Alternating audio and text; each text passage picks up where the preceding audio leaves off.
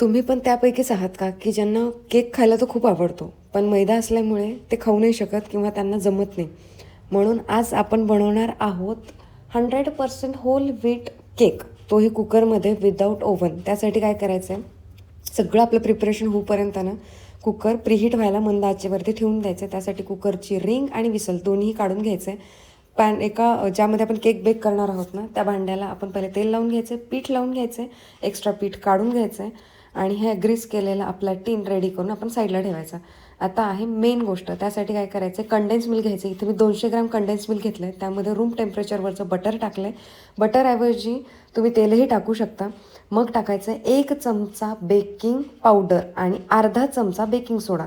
हे सगळं छानपैकी मिक्स करून घ्यायचं आहे आणि मग त्यामध्ये टाकायचं आहे 1 कप असं गव्हाचं पीठ. गव्हाचं पीठ टाकल्याच्यानंतर ते मिक्स करून घ्यायचं आणि मग नंतर आपलं विस्करने त्याला छानपैकी दूध टाकून हळूहळू त्याला मिक्स करून घ्यायचं आहे. इथे मला टोटल 1.5 कप वगैरे दूध लागलं होतं. दूध आपण अकॉर्डिंग जसं आपल्याला कन्सिस्टन्सी लागेल तसं थोडं थोडं करून घालणार आहोत.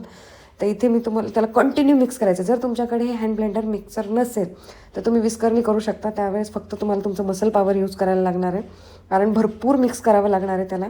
आणि त्याला आत्ता दाखवल्याप्रमाणे कन्सिस्टन्सी येऊपर्यंत छान 5-1 मिनटं त्याला विस्क करून घ्यायचं मशीनने. आणि जर हाताने करत असाल तर 10-1 मिनटं तर नक्कीच विस्क करावं लागणार आहे.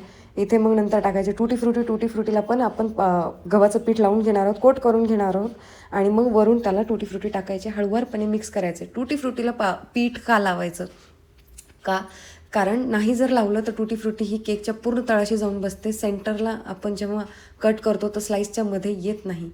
आता अशा प्रकारे सगळं इथे प्रिपरेशन झालं आहे आणि मग नंतर इथे प्रीहीट केलेल्या कुकरमध्ये एक रिंग ठेवायची आणि मग त्या केकला 30 ते 35 मिनिटांपर्यंत मंद आचेवरती बेक व्हायला ठेवून द्यायचे. पहिल्यांदा मी चेक केलं तर तेव्हा माझं 30 मिनिटांमध्ये केक बेक झाला नव्हता, म्हणून मी परत त्याला 10 मिनटं बेक व्हायला ठेवलं.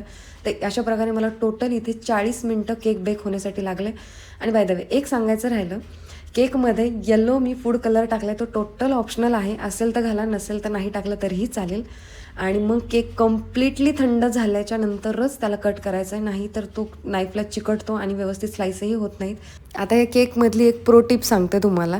केक बनवताना ना सगळे इन्ग्रेडियंट हे रूम टेम्परेचरवरचे असले पाहिजे, तरच केक हा छान फुगतो, अदरवाईज केक फुगत नाही. व्हिडिओ जर आवडला असेल तर प्लीज व्हिडिओला लाईक, शेअर अँड सबस्क्राईब करा. Thanks for watching.